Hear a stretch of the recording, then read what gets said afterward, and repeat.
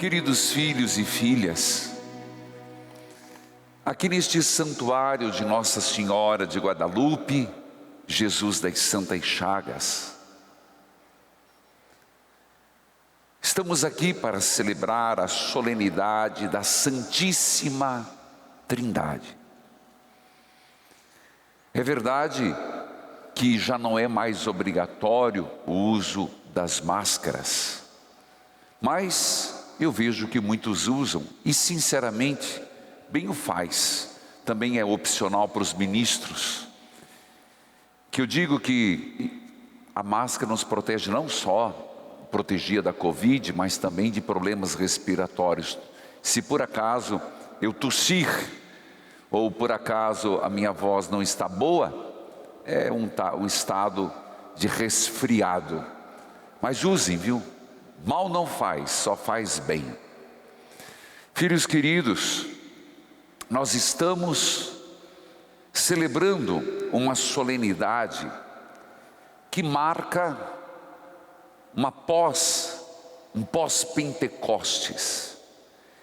E é uma solenidade que também marca que na quinta-feira, depois desta solenidade, se celebra Corpus Christi.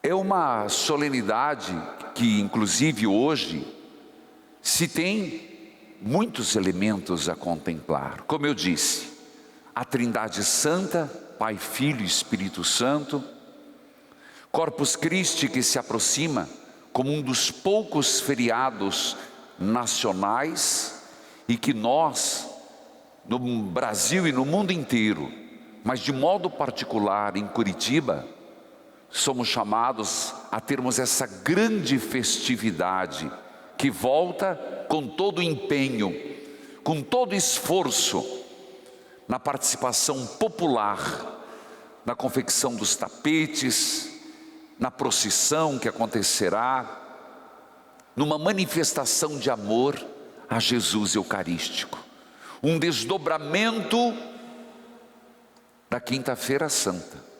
Porque na verdade, Corpus Christi é isso. Como Quinta-feira Santa termina a ceia do Senhor com a traição, nosso Senhor vai ao Getsêmani e a missa termina até sem bênção final. Porque o que segue é agonia, paixão, morte. Mas não podemos esquecer que naquela última ceia, naquela última janta, aconteceu a instituição da Eucaristia. Então, via-se que faltava o lado festivo da grande dádiva que nós recebemos, a instituição da Eucaristia e do sacerdócio lava-pés. E por isso, também pelo milagre eucarístico, o Papa Urbano IV estipula o Corpus Christi. Tudo isso eu estou contextualizando. Além disso, nós sabemos, Dia dos Namorados, e um dia antes de celebrar Santo Antônio, que é muito mais do que um santo casamenteiro. Então, motivados somos a rezar, motivados somos a escutar a palavra de Deus, meditados somos a refletir. E neste contexto, gostaria de lembrar que a fé num Deus uno e trino, Trindade Santa, um Deus Pai, Filho e Espírito Santo, é a identidade do cristão. É como se, e é o nosso RG, é o que nos distingue e é o que nos coloca com muita responsabilidade. Nós acreditamos em Deus, sim, os muçulmanos acreditam em Deus, mas o nosso Deus se manifesta de forma una e trina. Mas como entender? A própria liturgia já nos faz uma alusão ou nos dá uma dica de como compreender essa Trindade Santa, cuja palavra, o denominador comum das três pessoas distintas e um só Deus, é a palavra amor. A Trindade Santa, amor, comunhão. E vivemos a Trindade Santa mais e mais quando as nossas relações no mundo, na comunidade, na família, se manifesta nesse amor. Mas vejamos na liturgia.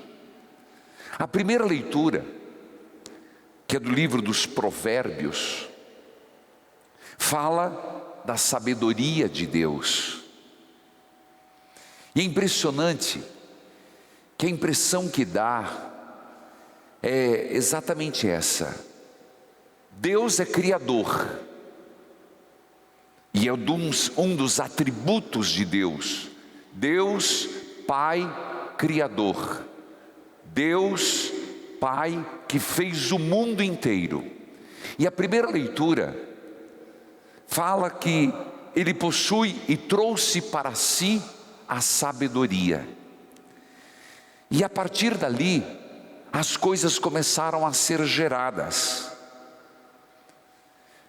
Deu origem à terra, os abismos, os mananciais de água, as montanhas, as colinas, as terras, os campos, os céus, fez a abóbada, o abismo, fez as estrelas, fez os fundamentos da terra. Mas a leitura nos passa uma ideia impressionante de que a sabedoria, agindo pela mão de Deus, dançava na frente de Deus, como a filha predileta, dançava e tudo ia sendo criado. Sabe, a impressão, e para compreendermos, quando nós começamos a construção de uma casa, ou de um prédio, você começa e você vai lá ver, quando está subindo o alicerce, as primeiras paredes, o que você vê? Uma bagunça. O que você vê? Um monte de pedra, brita, você vê do outro lado areia, você vê do outro lado carriola, você vê do outro lado pá, você vê do outro lado enxada, britadeira, é ou não é? Caibro, prego, uma bagunça, serragem.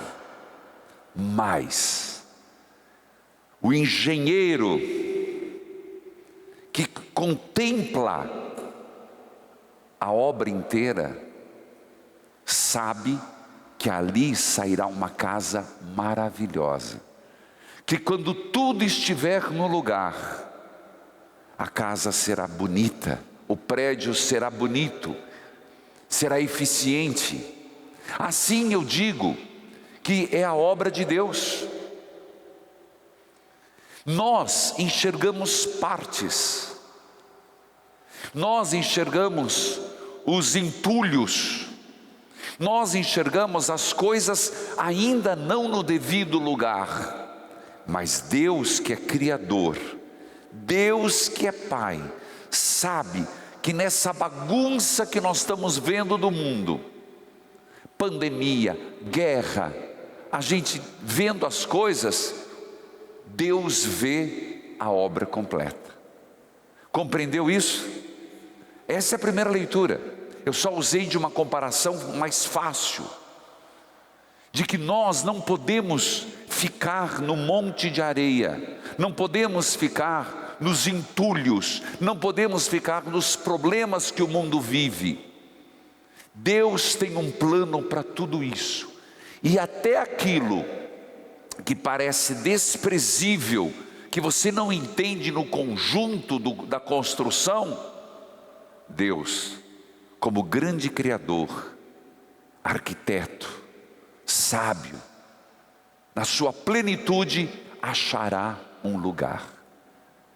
Essa é a mensagem da primeira leitura, que é linda. A Santíssima Trindade, que é Pai, Filho e Espírito Santo. Numa consequência, Deus Pai Criador. Há outras religiões que acreditam em Deus. Eu disse, Alá, um Deus. Mas nós diferenciamos não porque somos melhores, diferenciamos porque nós temos a revelação do Antigo e do Novo Testamento. Enquanto muitos entendem que esse Deus permanece distante, permanece lá no céu, na abóboda feita, nós acreditamos que esse Deus, Criador, Pai, num gesto de amor, tornou-se um de nós, o Verbo encarnado. Se você perguntar para as outras religiões, eles não acreditam nisso. É por isso que nós começamos a missa em nome do Pai, do Filho e do Espírito Santo. Nós terminamos a missa em nome do Pai, do Filho e do Espírito Santo. Somos batizados em nome de quem? Do Pai, do Filho e do Espírito Santo. Não somos batizados em nome de Jesus. Inclusive, isso é uma prerrogativa para que o batismo seja válido. Ter sido batizado no nome da Trindade.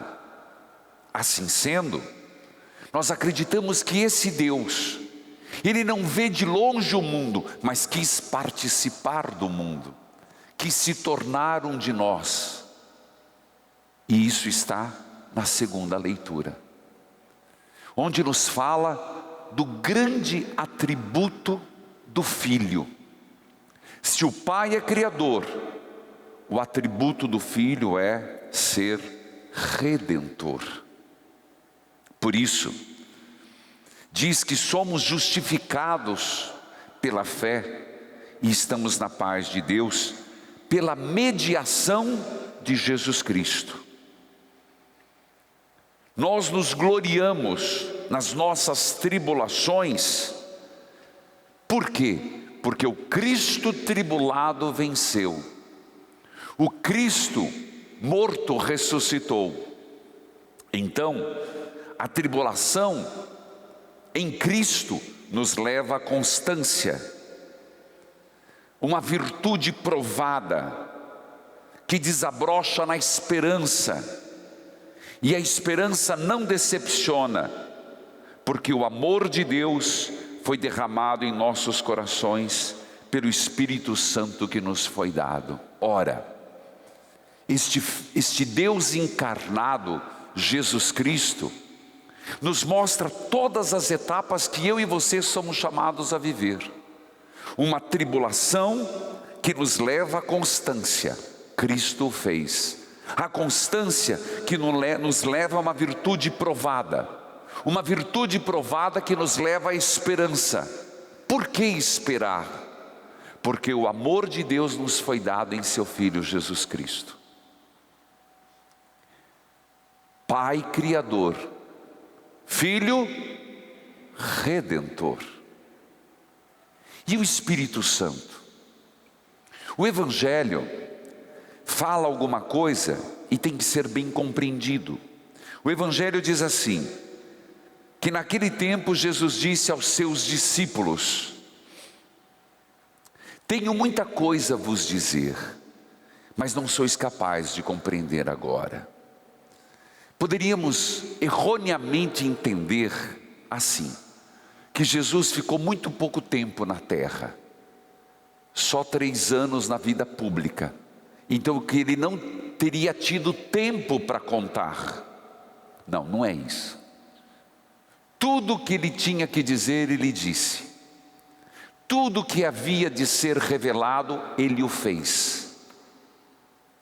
Não é certo pensar que Jesus tinha muito também a ser revelado, e como houve uma traição, a vida dele foi tolhida antes da hora e ele não terminou a sua obra. É outro erro.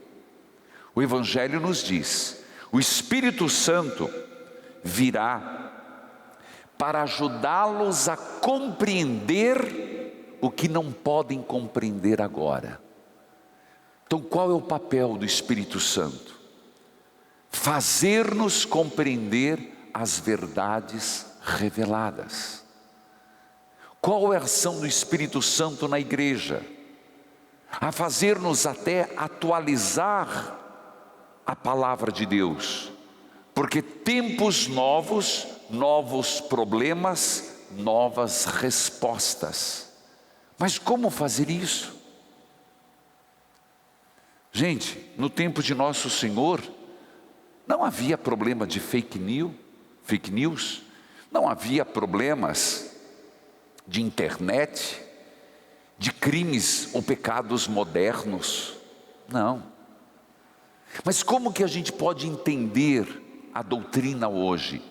É o Espírito Santo que vai explicando, a partir do que foi dito, nem uma vírgula mais, apenas vai nos abrindo o véu da consciência, vai nos abrindo o véu do tempo.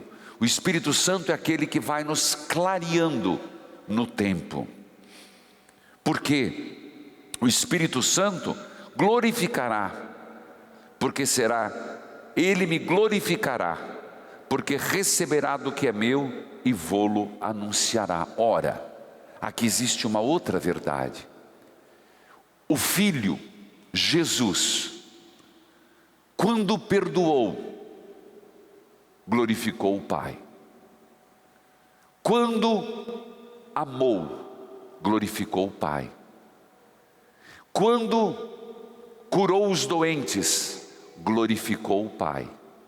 Quando ensinou, glorificou o Pai. O Espírito Santo, quando nos mostra as verdades e leva a igreja a viver a verdade, glorifica o Filho. Portanto, é o Evangelho de hoje. Mas os três estão numa profunda consonância. Qual é? Que tudo esteja nas mãos de Deus. Essa nossa identidade cristã nos mostra exatamente um Deus criador, um Deus que se aproxima de nós e assumiu nossa condição humana em tudo menos no pecado, e o Espírito Santo, que é Deus, que nos santifica. Veja, meus irmãos, celebrando, e repito, esta solenidade da Santíssima Trindade, que constantemente falamos, e nem nos damos conta, como no terço, glória ao Pai, ao Filho e ao Espírito Santo, como era no princípio, agora e sempre, amém. É um louvor à Santíssima Trindade. Nós marcamos liturgicamente um tempo. Volto a insistir um pouco mais.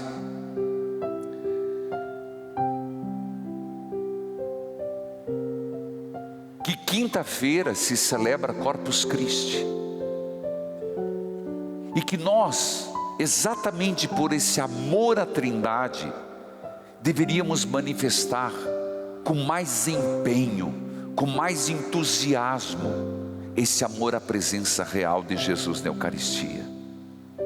Por isso o meu estímulo, que cada católico, e não espere que outro vá, se os católicos não forem, outros não irão, se empenhe em saber dos horários, na sua diocese, na sua paróquia, na sua capela, a hora da missa de Corpus Christi, o horário da procissão de Corpus Christi, e vá, participe, num ato de amor a quem? à Trindade Santa, mas de modo particular ao Filho Redentor. Um ato de amor a Jesus,